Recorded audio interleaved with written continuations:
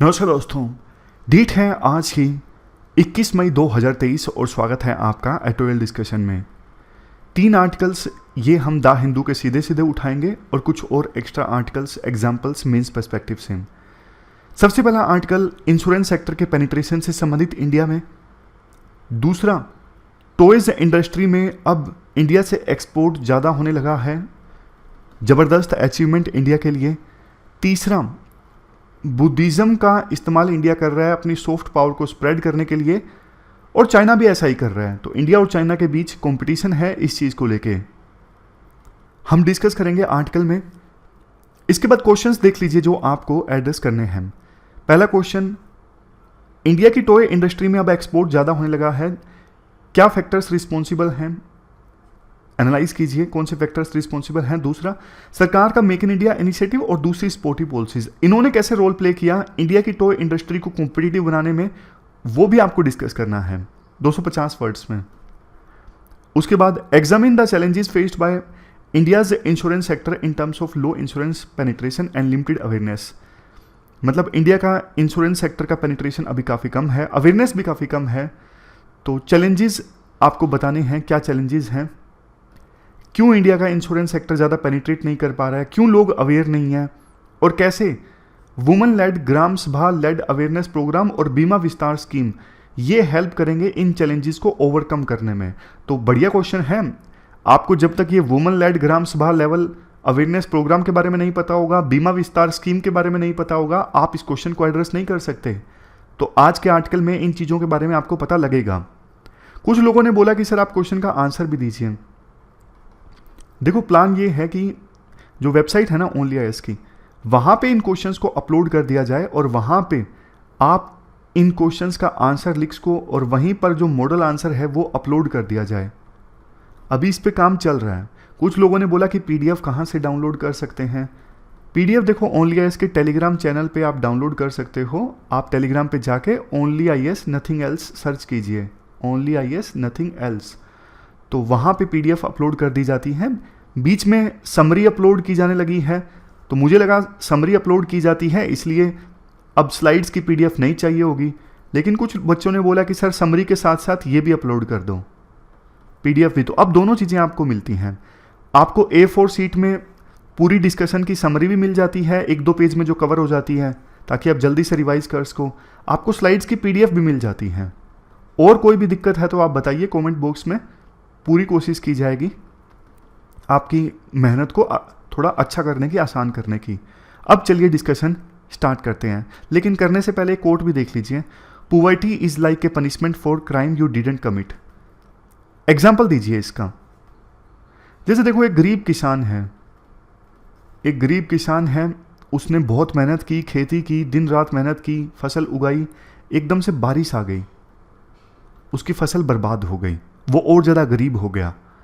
तो एक प्रकार से उस गरीब फार्मर को ये पनिशमेंट है उस क्राइम की जो उसने किया ही नहीं। उसने दिन रात मेहनत की, बावजूद इसके उसको फल नहीं मिला। एक गरीब परिवार में बच्चा पैदा हुआ, उसके पास पोटेंशियल है बट वो पढ़ नहीं पा रहा है। क्यों? क्योंकि उसका परिवार गरीब है, वो गरीब है, तो उसको सज़ा मिल रही है एक ऐसे क्राइम की जो उसने किया ही नहीं। तो इसी प्रकार से ये कोट है, poverty is like a punishment for a crime you didn't commit. वो बच्चा गरीब परिवार में पैदा हुआ, उसकी क्या गलती है कि वो अपने पोटेंशियल को अचीव नहीं कर पा रहा है, वो पढ़ नहीं पा रहा है, उसको एक ऐसे क्राइम की सज़ा मिल रही है जो उसने नहीं किया है। अब डिस्कशन स्टार्ट करते हैं। आज के डिस्कशन का पहला इंपोर्टेंट आर्टिकल इंश्योरेंस के यूनिवर्सल कवर से संबंधित है। मतलब आज देश में सिर्फ 4% के आसपास पॉपुलेशन ऐसी है जिनका इंश्योरेंस कवर है, जबकि होना ये चाहिए देश के सभी लोगों का इंश्योरेंस कवर होना चाहिए। आप जीएस पेपर 2 के इस टॉपिक से और जीएस पेपर 3 से इस आर्टिकल को रिलेट कर सकते हो। आपसे क्वेश्चन पूछूं, इंश्योरेंस क्यों होना चाहिए?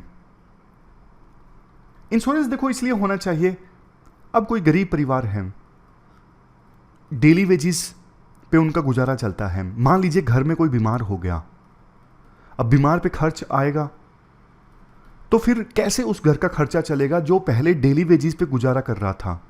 अगर मान लीजिए इंश्योरेंस कवर है तो वो परिवार अपना इलाज करवा सकेगा इंश्योरेंस के थ्रू।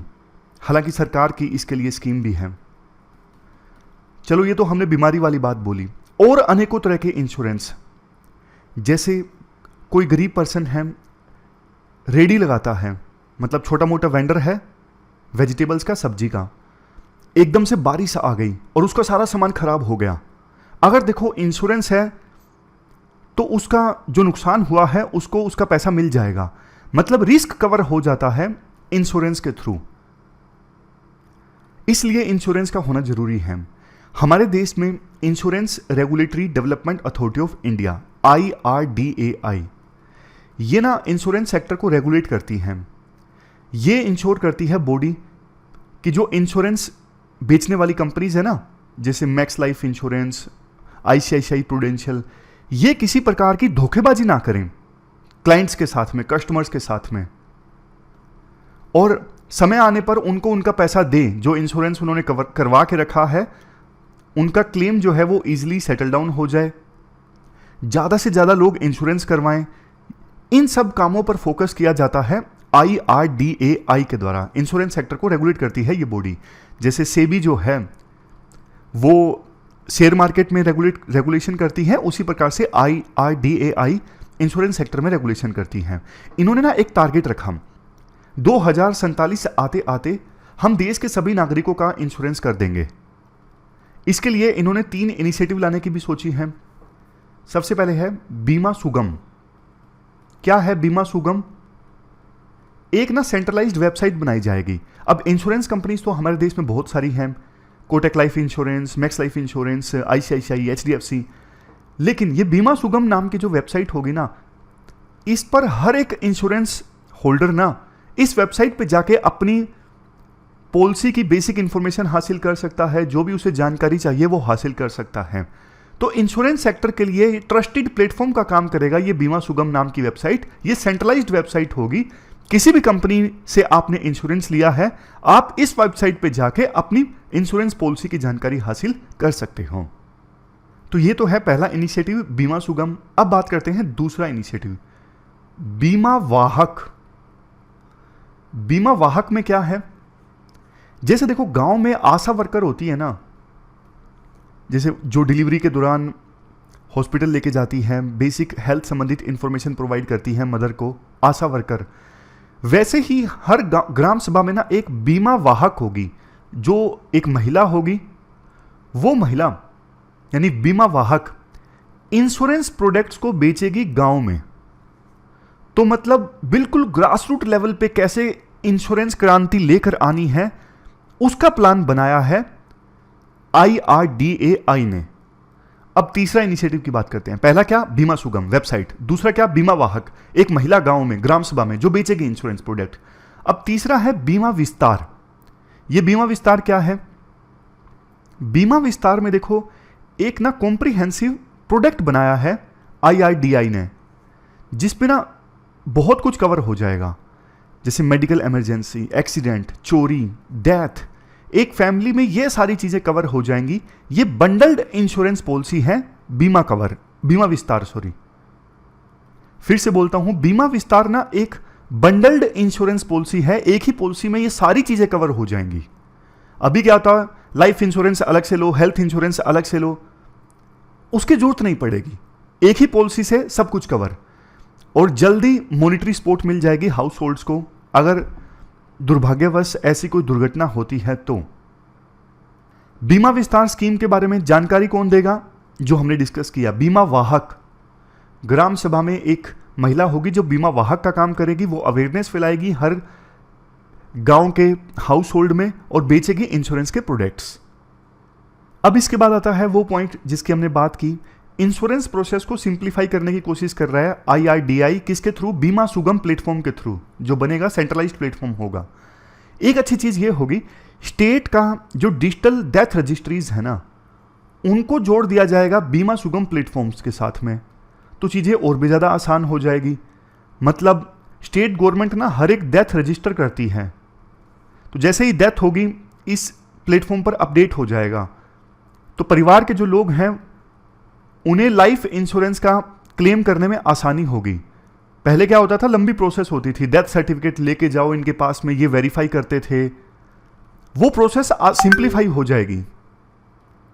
इसके बाद नेक्स्ट पॉइंट है, कुछ पॉलिसीज और कानून लाने की भी सरकार की योजना है इंश्योरेंस सेक्टर को और ज़्यादा बूस्ट करने के लिए। जैसे देखो, अभी कोई नया प्लेयर एंटर करता है इंश्योरेंस सेक्टर में, फॉर एग्जांपल आप एंटर करना चाहते हो, तो जो अभी पॉलिसीज है ना, रिस्ट्रिक्शंस है कि फॉर एग्जांपल, मैं सिर्फ एग्जांपल देके बता रहा हूं कि आपके पास 100 करोड़ रुपए होने चाहिए तभी आप एंटर कर सकते हो। तो इस प्रकार की जो कैपिटल रिक्वायरमेंट की कंडीशन होती है ना, उसे सेंट्रल गवर्नमेंट थोड़ा आसान बना देगी ताकि नए प्लेयर्स का इस मार्केट में एंटर करना आसान हो जाए। नेक्स्ट, अभी देखो कई सेगमेंट्स ना बहुत ज़्यादा अनटैप्ड हैं। एग्जाम्पल की सहायता से बताता हूँ। फॉर एग्जाम्पल, स्टूडेंट ने कोई लोन लिया है, उसका इंश्योरेंस, आजकल लोन का भी इंश्योरेंस होता है, और मतलब अलग अलग सेगमेंट है, कोई वर्किंग प्रोफेशनल है, हाउसवाइफ हैं, अलग अलग सेगमेंट्स का अलग से इंश्योरेंस संबंधित आवश्यकताएं ये अभी अनटैप्ड हैं। नेक्स्ट देखो, जैसे ना स्टेट लेवल पे बैंकिंग कमेटी होती है, और वो बैंकिंग कमेटी जो है डिस्ट्रिक्ट लेवल पे स्ट्रेटजी बनाती है कि इस डिस्ट्रिक्ट में बैंकिंग को कैसे प्रमोट किया जाए। तो वैसी ही कमेटीज, वैसी ही बॉडी बनाई जा सकती है इंश्योरेंस सेक्टर में भी, ये इंश्योर करने के लिए कि इंश्योरेंस सेक्टर को कैसे बूस्ट दिलाया जाए। अब कुछ चैलेंजेस एंड रिकमेंडेशंस भी हैं। जैसे देखो, सबसे पहले हमारे देश में अवेयरनेस काफ़ी कम है इंश्योरेंस के बारे में। अवेयरनेस कम है इसलिए लोग इंश्योरेंस के प्रोडक्ट्स लेते नहीं हैं। नेक्स्ट, अभी क्या है, इंश्योरेंस कंपनीज ना ज़्यादा फोकस करती हैं सिर्फ टॉप सिटीज़ पे। हालांकि बीमा विस्तार स्कीम काम तो करेगी, बट बाकी कंपनीज को भी ना थोड़ा सोचना चाहिए कि टॉप सिटीज़ के अलावा भी एक बड़ी मार्केट है इंश्योरेंस की, बस थोड़ा अवेयरनेस फैलाने की आवश्यकता है। रूरल एरियाज़ की मार्केट पे भी ध्यान दिया जाए। अभी ना 18% जीएसटी लगता है हेल्थ और लाइफ इंश्योरेंस के प्रीमियम पर।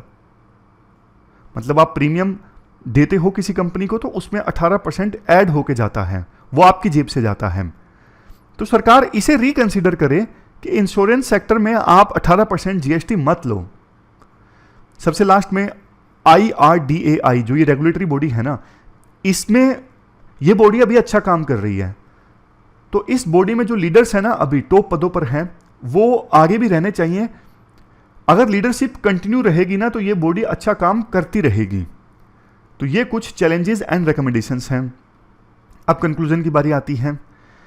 इंश्योरेंस सेक्टर अच्छे खासे रिफॉर्म से गुजर रहा है और बीमा विस्तार योजना अच्छी योजना है। और 2 स्कीम्स बताइए जो मैंने ऐड करके बताया आपको, बीमा सुगम और बीमा वाहक।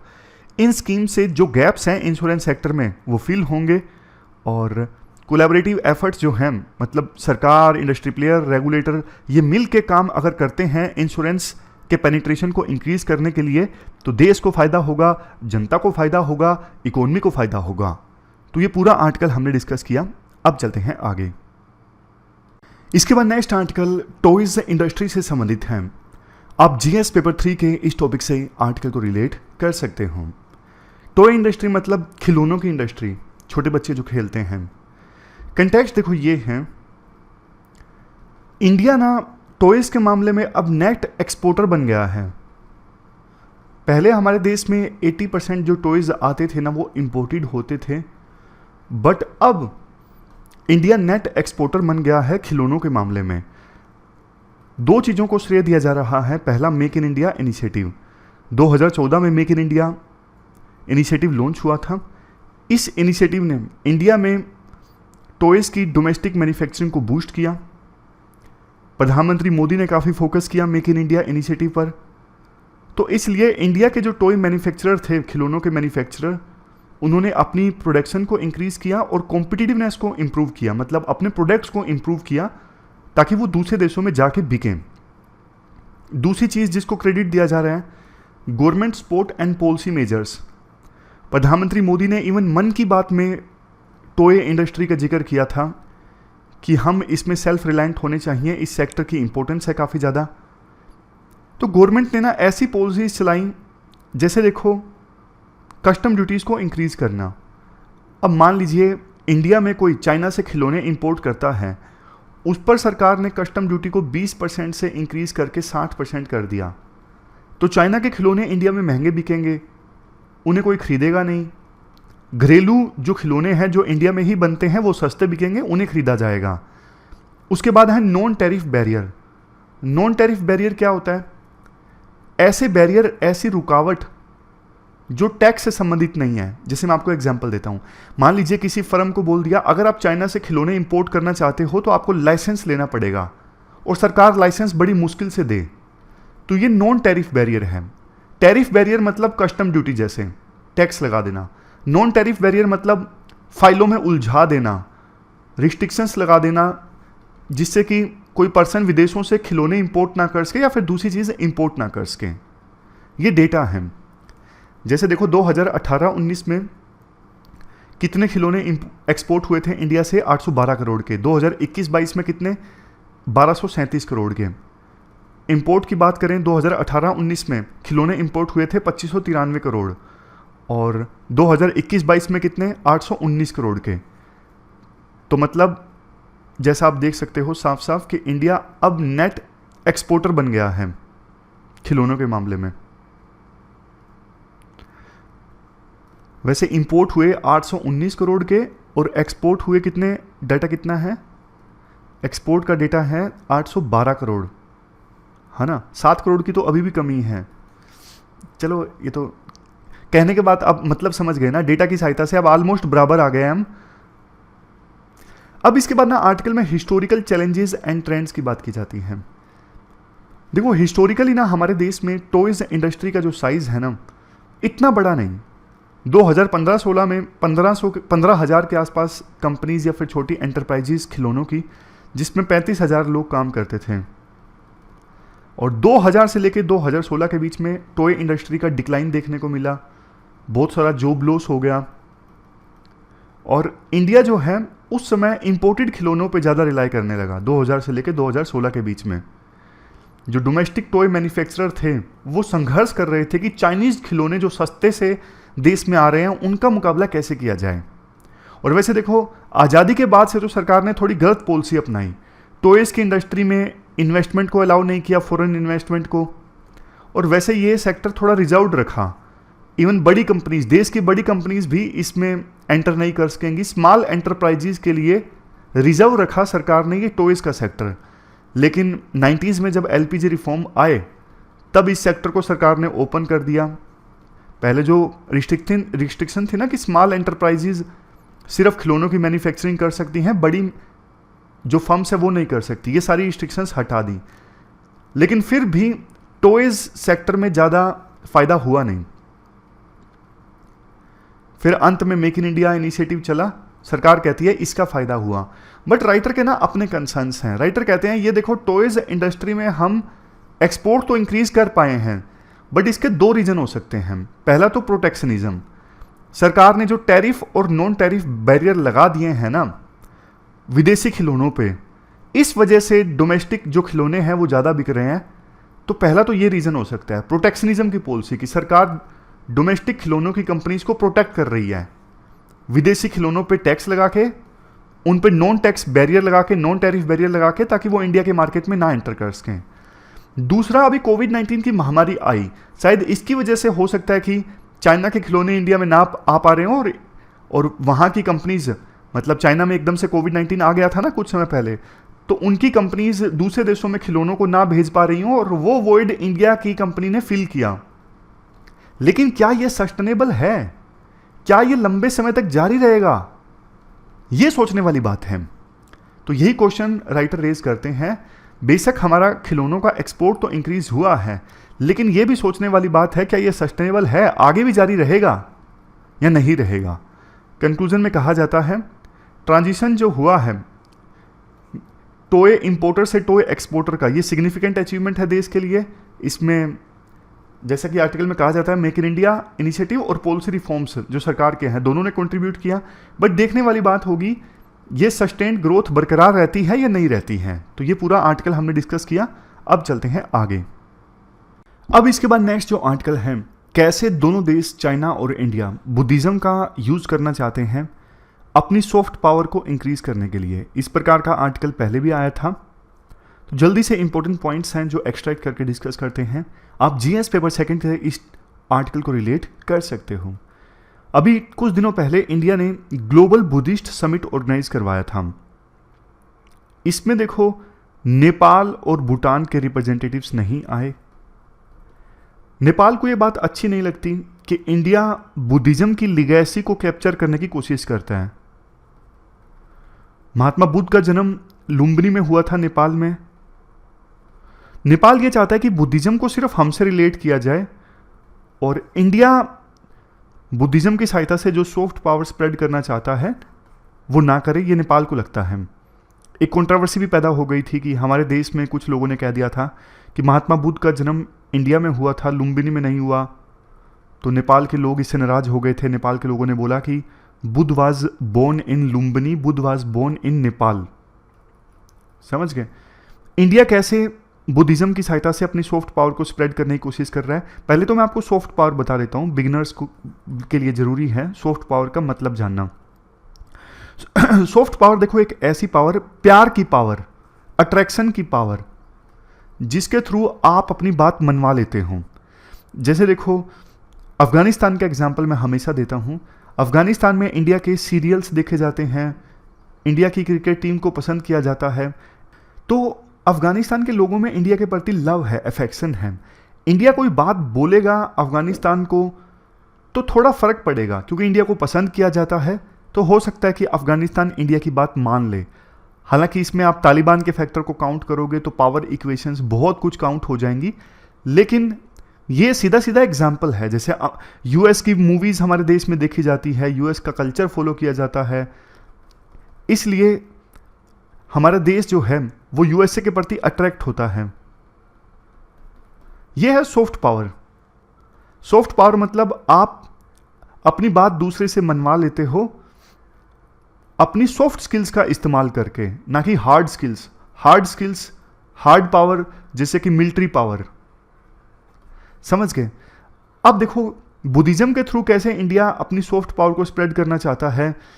जैसे इंडिया पूरे वर्ल्ड को ये दिखाना चाहता है कि बुद्धिज्म देखो हमारे देश में ओरिजिनेट हुआ, उसके बाद में बड़ी बड़ी बुद्धिस्ट साइट्स हैं इंडिया में, इंडिया बुद्धिज्म को फॉलो करता है। तो दूसरे देश के लोग इंडिया के प्रति अट्रैक्ट होंगे कि अच्छा ये बुद्धिज्म इंडिया में ओरिजिनेट हुआ, इंडिया एक महान सभ्यता है।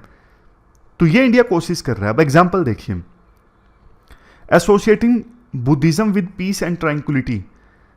जब देश की आज़ादी की लड़ाई चल रही थी तब बुद्धिज्म को पीस के साथ जोड़ा गया इंडिया में। सिंबोलिज्म, हमारे देश में जो वेरियस एम्बलम्स हैं या फिर फ्लैग है, उसमें आपको अशोक का पिल्लर, व्हील, ये सब चीज़ें देखने को मिलेंगी।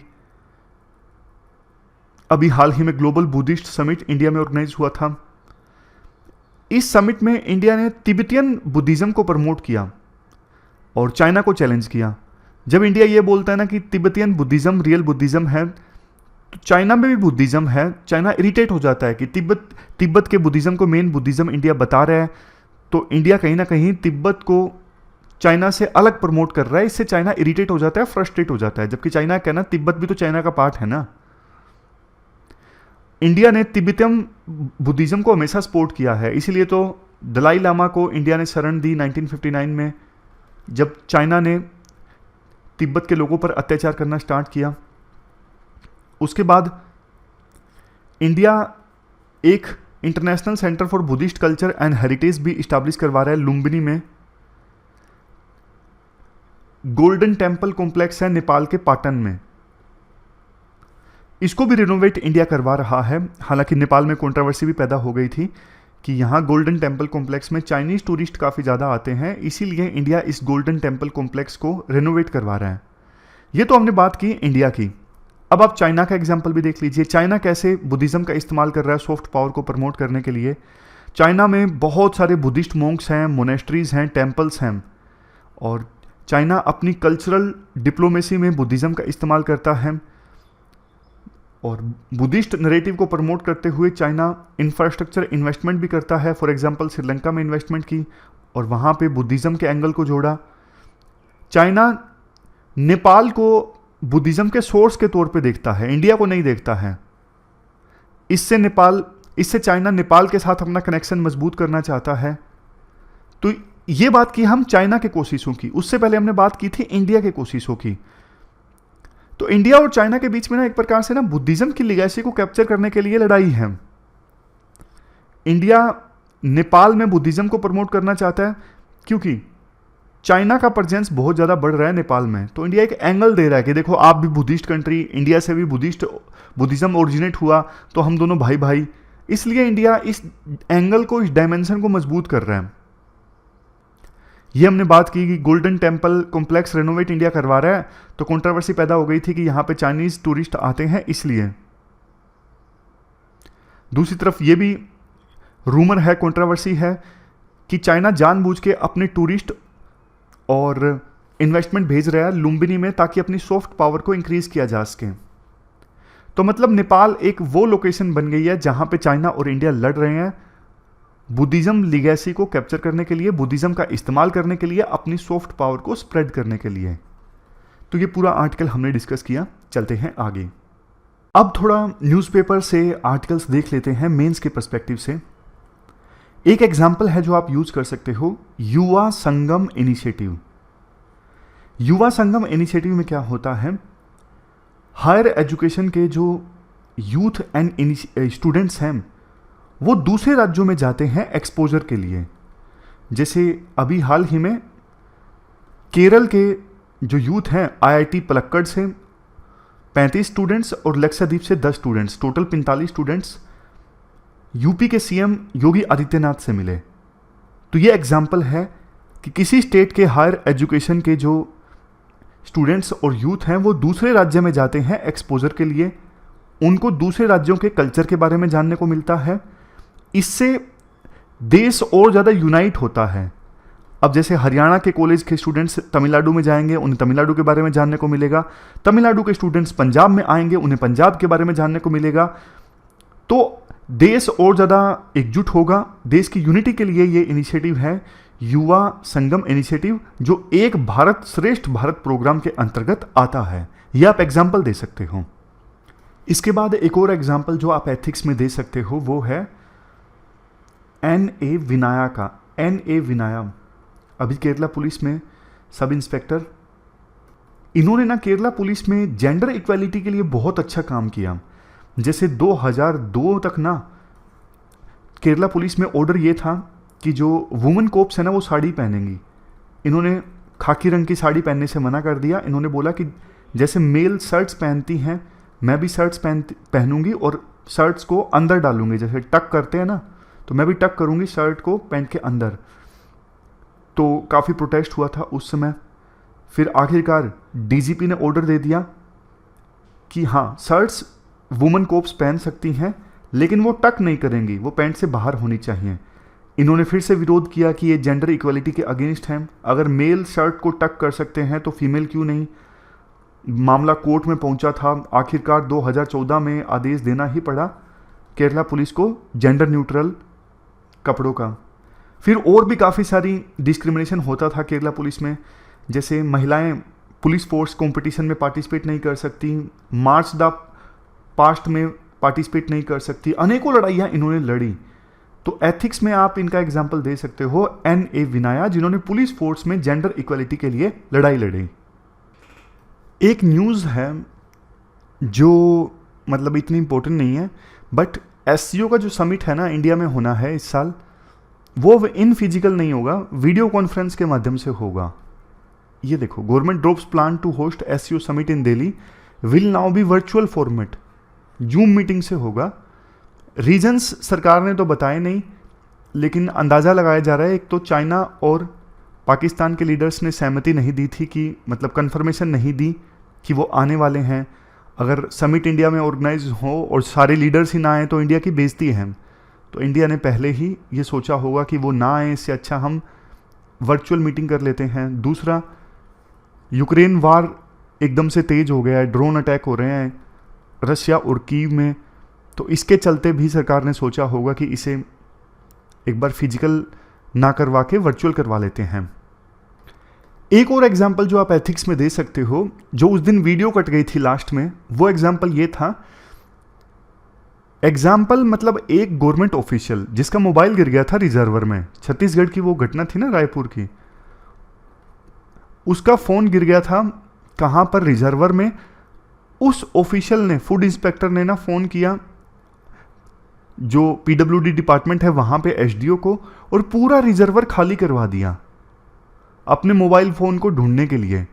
इतना सारा पानी का वेस्ट हो गया, गर्मियों में पानी की वैसे ही आवश्यकता होती है। तो वो एग्जाम्पल इसलिए जरूरी है कि आप बता सकते हो कैसे एक ऑफिशियल अपनी पावर का गलत इस्तेमाल करता है। पावर मिलती है जनता के फायदे के लिए, लेकिन उसने पर्सनल यूज के लिए, उसकी गलती थी, वो सेल्फी ले रहा था, पानी, मोबाइल नीचे गिर गया, लेकिन इसकी वजह से उसने इतना नुकसान कर दिया जनता का। हालांकि सरकार ने इस पर एक्शन लिया, उस ऑफिशियल को सस्पेंड कर दिया गया, और कोशिश की जा रही है कि पानी जो वेस्ट हुआ है वो पैसा उसी से वसूला जाए। तो ये एग्जाम्पल आप दे सकते हो पब्लिक सर्विस में। तो आज के डिस्कशन में इतना ही है। Thank you very much for discussion.